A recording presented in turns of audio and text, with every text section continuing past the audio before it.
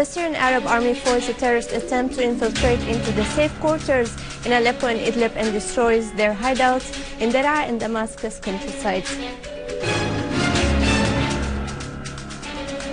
38 Iraqis dead and dozens injured after 2 explosions hitting Baghdad yesterday.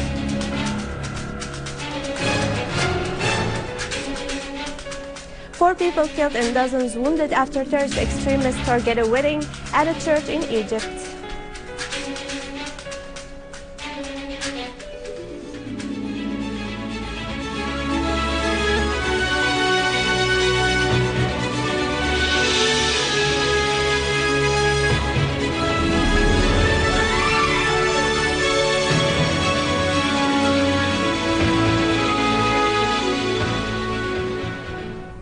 Good afternoon, ladies and gentlemen. In its 7th session, the People's Assembly, chaired by the Speaker Mohammed Jihad al-Laham, listened to the replies of the Ministry of the Interior and the Ministry of Justice to the written questions of the members of the Assembly submitted by the Ministry of State for the Affairs of the People's Assembly. The question is about the possibility of activating Article 205 of the Law of Labor No. 17 of 2010 about labor courts carrying out the final judicial rules concerning the Ministry of Oil and the possibility of reconsidering the methods of competitions to choose judges and the creation of special courts to deal with litigations concerning supplies. The UN Secretary General Ban Ki-moon considered the resolution of the UN Security Council on Syria as a real step forward that creates optimism about solving the crisis. He told the Russian paper Esvitsia that the UN and the Organization Forbidding Chemical Weapons are working together to carry out this urgent mission of destroying the Syrian chemical weapons. This would be an achievement to preserve world security and peace and a strong incentive to end the dispute in this country. Mr. Ki-moon asserted that the only solution of the Syrian crisis is through negotiations. The Indian Prime Minister renewed India's appreciation of Russia's diplomatic efforts to solve the crisis in Syria and the Russo-American agreements about the Syrian chemical weapons. In a lecture in the University of International Relations linked to the Russian Foreign Ministry, he expressed support for President Putin's efforts concerning the political solution in Syria and the Russo-American agreement to destroy the Syrian chemical weapons. He also pointed out that the crisis in Syria was not tragic for the Syrian people alone, but it also threatened security and stability in the whole region and could have larger security and economic effects and implications beyond the region.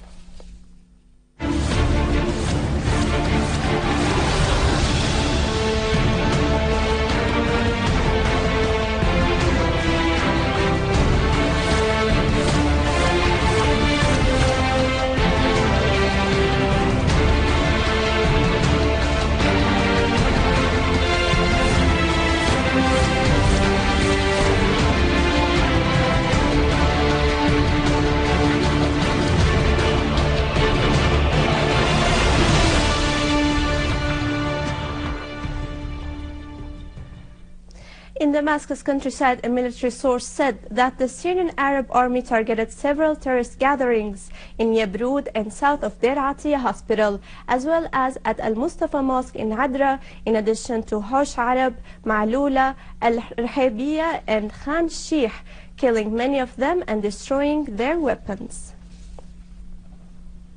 In Daraa countryside, the Syrian Arab Army units chased terrorists, confiscated 6 law missiles, 7 Israeli-made communication devices, 12 ammunition boxes, 14 machine gun and a rifle in Al-Taba village in Wa'ar al-Lajahat. The army units also killed and injured members of the terrorist groups. The Syrian Arab Army destroyed warehouses and terrorist dens in Daraa al-Balad, the camp, al-Sad Road, Da'al and al-Yadud in the countryside. In the meantime, the Syrian Arab Army units chased an armed terrorist group who attacked military checkpoints in Al-Sheikh Meskin town, Al-Zarura, Al-Hiran, Al-Qadr, Ain Freha and Zahrat Al-Hafayr on the road of Al-Hirak, eliminated and injuring some of the terrorists. Also, the army destroyed their dens to the west of Al-Zahiriya school in Nawat town. In Aleppo countryside, the Syrian Arab Army units eliminated and wounded terrorists in an attempt of infiltration to the safe areas in a number of the city's neighborhoods.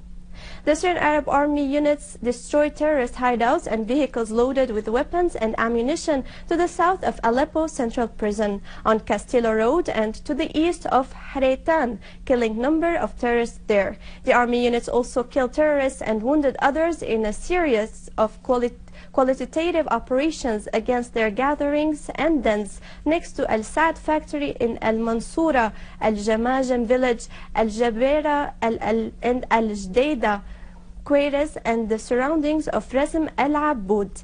In cooperation with the citizens, the Syrian Arab Army units foiled the armed terrorist group's attempt to infiltrate towards the Triangle Garden in Saif ad-Dawla neighborhood and Al-Zubair Mosque in Salah ad-Din neighborhood. The army also clashed with terrorists who tried to infiltrate towards Al-Layramoun Square in Aleppo and killing the terrorists. In Idlib countryside, Syrian Arab Army units carried out a series of specific operations that resulted in destroying several vehicles used by the terrorists in Ma'arrat Misrin, Taftanaz, and north of Saraqib, killing many terrorists and injuring others. In Deir ez-Zor, Syrian Arab Army repelled an attempt by the armed terrorist groups to sneak into Al-Ikhlas Mosque. The terrorists attacked the mosque by explosives and explosive devices, inflicting heavy damages in it.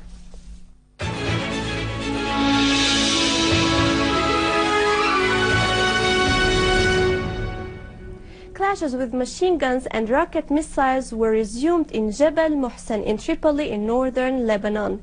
Lebanese media asserted that tension came back to the area as armed men appeared in several quarters. This led to Lebanese army to declare a state of alert. On the other hand, families from the town of Yabnin in Akkar were attacked by armed men who broke several cars and beat up many citizens. This created tension among the people of Yabnin.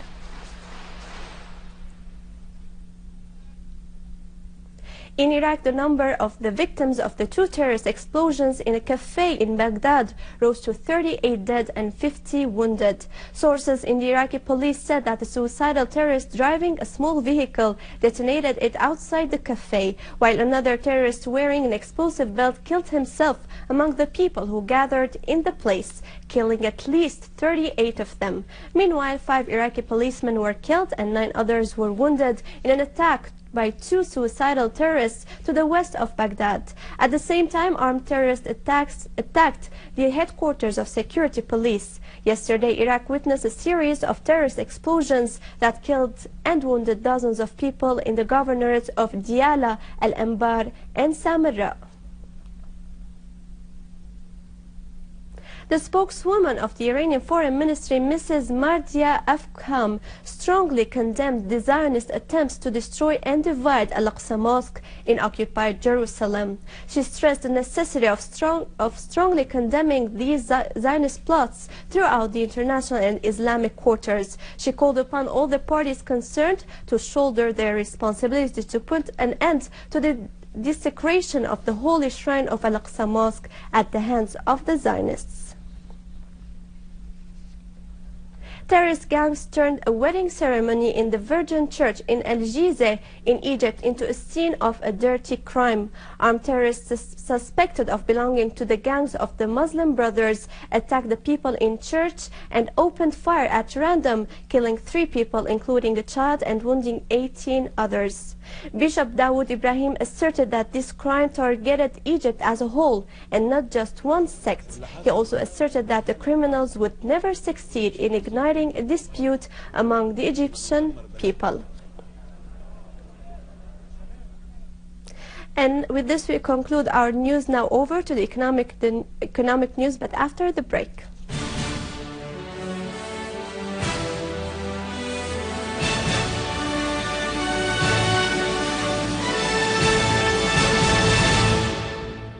Welcome back. Director of the Rural Development Program in the northeastern area said that the directorate of the program will soon announce the implementation of 100 biogas production units in 100 villages. The project is setting up free of charge training units in order to spread the technology of producing biogas by using animal waste.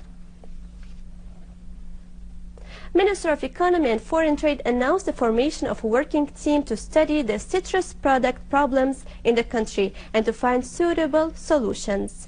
The team is composed of representatives from the Ministries of Economy, Agriculture and Agrarian Reform Industry, Interior Trade and Consumer Protection, as well as the Farmers Union and Chambers of Agriculture, the Export Development Commission, the Investment Commission, and the establishment of storage and marketing.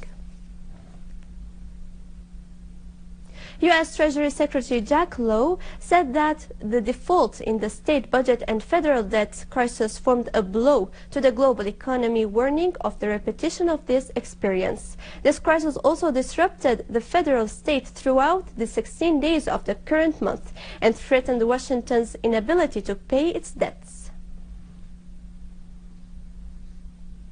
Japan recorded the largest trade deficit in the first half of the fiscal year.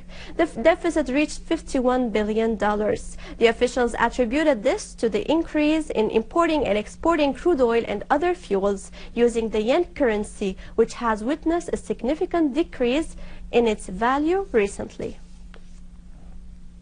Brent futures edged lower towards $111 per barrel after an unexpected decline in China's exports, while a looming deadline for the U.S. debt ceiling added to worries about the outlook for oil.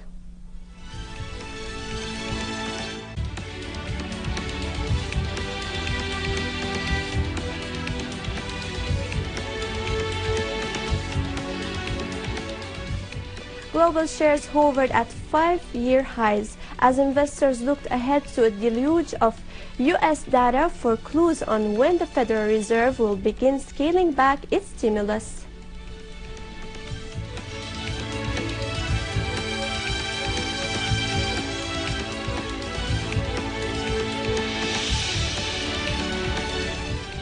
Gold edged up to near 1.5-week highs above $1,300 an ounce. Supported by expectations the Federal Reserve would hold off curbing its economic stimulus.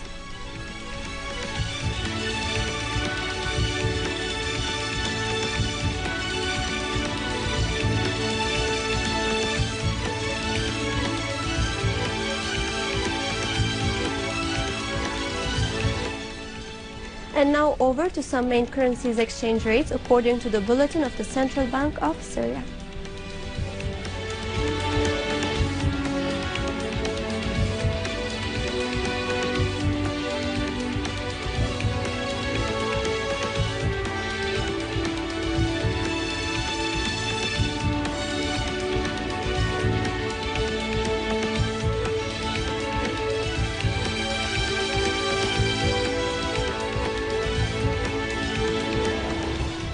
With this, we conclude our news. Thank you for watching us. You can always visit our website www.syrianonline.sy. Goodbye.